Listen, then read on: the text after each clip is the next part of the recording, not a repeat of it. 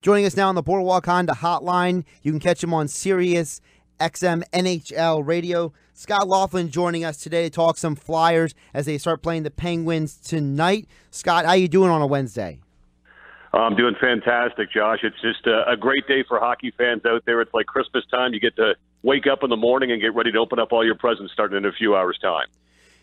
The first thing I want to ask you about is actually not directly about the Flyers, but I want to get, what was your impression of Columbus basically sitting half of their team to basically avoid the Penguins? Yeah, how did you feel about that? Because when I was watching that, I kind of felt like I was almost being shortchanged by the fact that a team was so strategically trying to lose on the last day of the season. Well, you know, in their defense, Josh, I mean, they had a number of injuries. The other thing is, too, that although Pittsburgh has had Columbus's number the past couple of years during the regular season and when they've met in the playoffs, the Jackets really haven't done all that well against the Capitals either. They dropped 3 of their 4 matchups with the Caps this season as well. So I think any way they sliced it, it was going to be a tough matchup for them regardless in the opening round of the Stanley Cup playoffs. So we'll see. A lot of people think that this might be the time that this Jackets team finally breaks through. They have got some huge question marks, though, and it starts with Sergei Bobrovsky, the former Flyers netminder, in goal. He has been dynamite during the regular season, during the course of his career with a .920 save percentage. During the playoffs, just .887. He talked last spring about possibly even going to see a therapist to work out his issues at playoff time. He's not been good, and he's going to have to be much better here, I think, for Columbus to get past the Washington Capitals. Looking over at the Penguins right now, this is a team, we know the championship pedigree. We know about Crosby. We know about Kessel. We know about Malkin. But who are the guys that we don't know about on this team? Because I feel like many times we focus so much on the stars that many times in the playoffs, it's the other guys. It's the guys on the third line. It's a defenseman who people don't talk about as much. It's a lot of times other guys who tend to step up. So who are the other guys on the Penguins aside from the stars that people need to watch out for? Well, I think there are a couple of guys you have to focus on. I mean, one guy that always shows up at playoff time, he always seems to be banged up, but he's always right there front and center, smack dab, right in front of the blue paint. We're talking about Patrick Hornqvist. This guy has been a thorn in the side of the opposition for the last number of years for the Penguins, even going back to his Nashville days. I mean, he makes his money, his bread and butter, comes with him trying to crowd the net and jam in loose pucks and cause a disturbance in front. So I think you'll get the best from Patrick Hornqvist starting tonight. I think back on the blue line, too, everybody talks about number 58, the all-star defenseman Chris Letang, and that's all well and good. But I think that Justin Schultz has really been rejuvenated since the move from Edmonton a few years ago. He was a guy that came out of college and was a real good offensive puck-moving type defenseman. But I think he was one of those guys that really got lost in the shuffle out there because they did so much losing out in Edmonton. When he got to Pittsburgh, they said, you know what, Justin, you're a talented player. Go focus on defense. Don't worry about the offensive side of the game. It's going to come. And the first half of the season when he got traded from Edmonton to Pittsburgh, that's all he did. He was a stay-at-home type guy that made the simple play. And it was weird because the following season, all of a sudden, the offensive numbers started to come back as well. So it was a reclamation project that I think for Jim Rutherford has really paid off. So I'd look at Patrick Hornqvist up front, and I'd look at Justin Schultz on the blue line as being 2 key cogs for the Penguins that maybe, just maybe, don't get enough credit.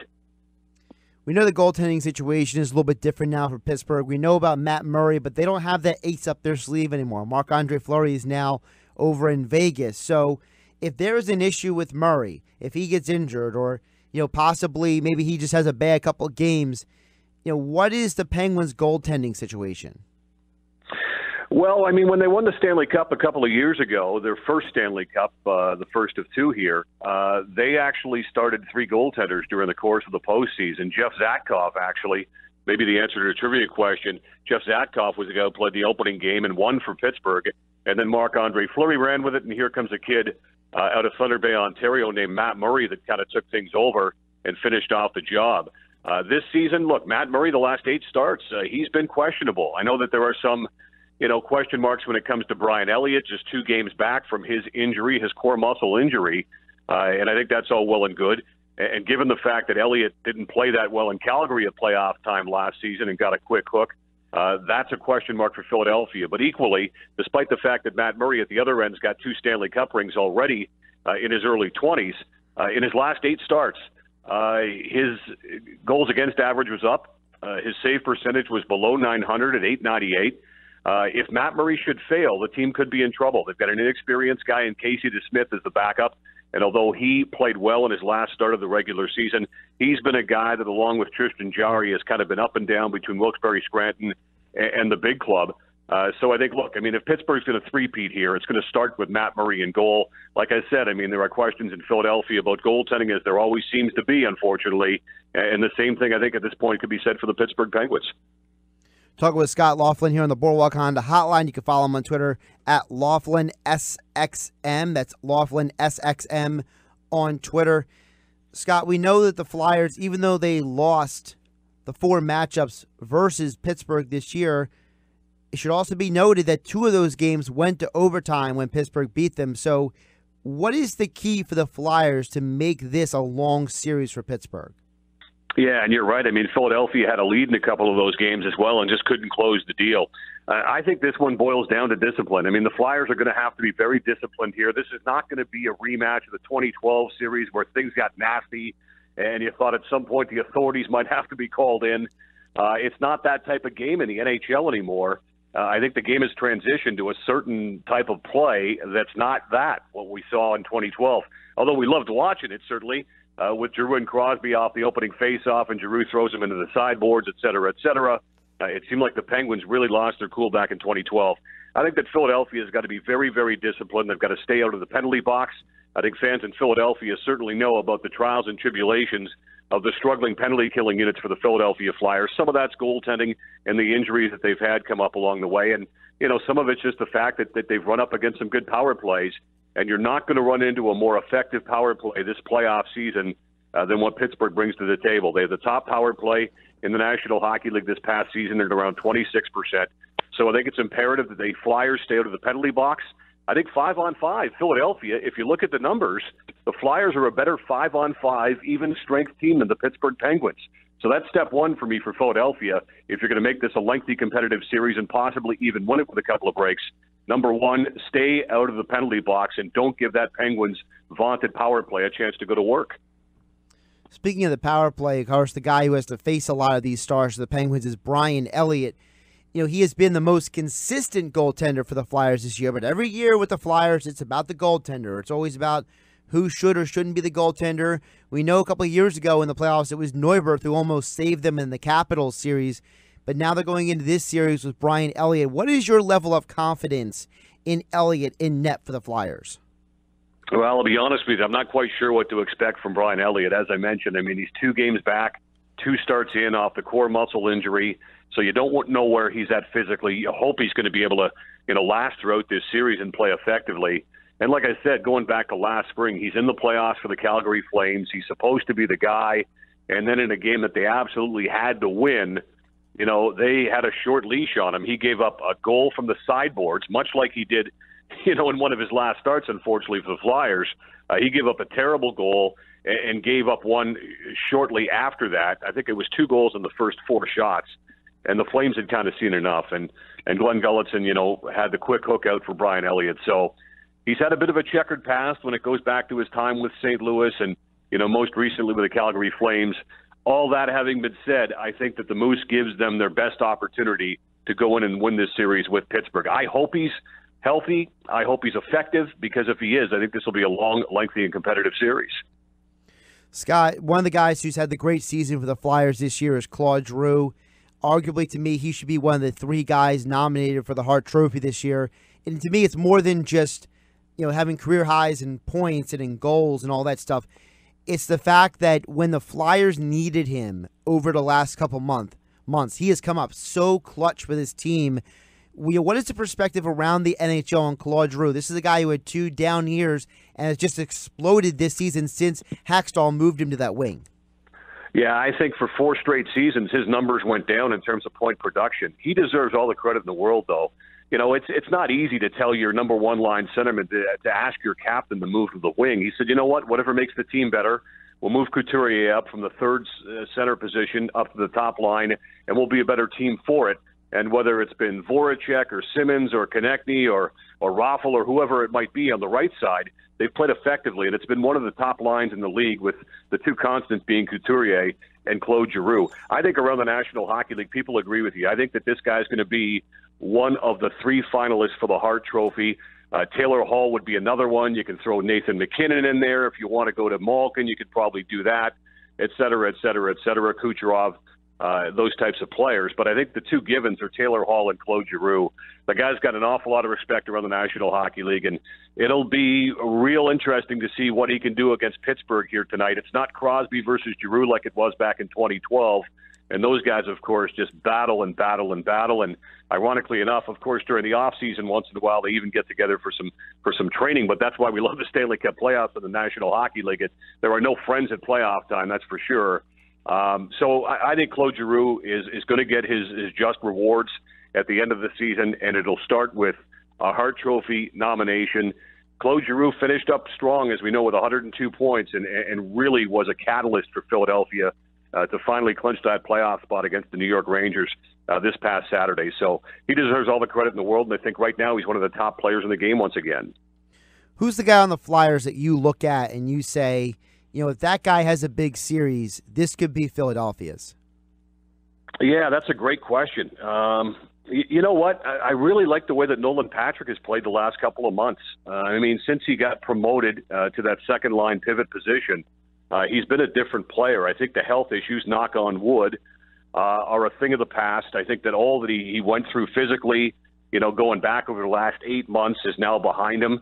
I really like the way his game has progressed. Now, there are questions, certainly when you get to this time of the season, when the spotlight's shining the brightest, as to how rookies and young players in this league are going to, perform under this pressure that comes with it. And you can look at Gostisbehere and Provorov as 2 young defensemen who are going to be going through the same thing there on the back end for Philadelphia. I think that I like where Nolan Patrick's game is at right now, and I think he could be one of the X factors here in this series for Philadelphia. Looking around the Eastern Conference, some very fascinating matchups, the Capitals versus Columbus, Toronto and Boston, New Jersey and Tampa. Who of those series you think is a must-watch? I think Boston and Toronto is going to be real, real good. People around these parts in southern Ontario, are hearkening back to 2013. For those that are unaware, the Leafs actually had the lead in Game 7 in Boston against the Bruins. They were up by a 4-1 score with about 11 minutes to go in regulation time, and just a Boston barrage came at Toronto and James Reimer, the goaltender. They couldn't put a stop to it when they had to, and Patrice Bergeron scored the goal in Game 7 that ultimately put Boston through and on into the Stanley Cup final where they lost out to Chicago. So I think people are trying to make, a lot of that from 5 years ago. The Leafs only have a couple of players left, however, that were there from 5 years ago in that particular series. We had Nazem Kadri speaking with the media earlier this week and said that Mitchie, meaning Mitch Marner, the impressive young forward with the Leafs, was in middle school perhaps when that series was being played. I think it's going to be a real long and lengthy competitive series. And, do I dare say that it's going to go to Game 7 in Boston once again? I think that very well could be the case. I think that Boston, to me, is a real, real difficult out for anybody in the Eastern Conference. Tuukka Rask has had a very solid season. At one point, went more than 20 games without suffering a regulation loss. I think on the blue line, although they are missing the impressive young defenseman Brandon Carlo, I think that 1 through 4, they probably match up with anybody in terms of what they can bring to the table. They've got, so much depth up front to the point where you're going to have some well-respected veterans watching from the press box in game number 1 tomorrow night. So everything's there for Boston, I think, in this series. Everything's there for them to make a run once again. Toronto's got all kinds of offensive scoring depth themselves. They've got a pretty good goaltender who won 38 games this season in the Great Dane Frederik Andersen. The difference, though, is the blue line. Toronto defensively is not good enough to beat the Boston Bruins, and I think that's eventually why Boston in Game 7 on home ice goes through. Scott, in the Western Conference, you got a lot of fascinating matchup, Winnipeg versus Minnesota. You have Nashville, you have Vegas, you have all these different teams out there. But is it fair to say that the Western Conference right now is on a collision course for Vegas versus Nashville?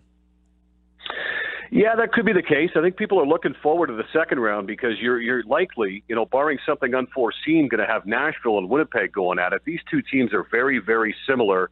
The difference to me would be for Nashville that they've got the playoff experience where Winnipeg certainly does not. They're still looking for their first playoff game victory since the team moved back to Winnipeg from Atlanta a number of years ago. So that's where I would favor Nashville. I really like the Predators in the Western Conference.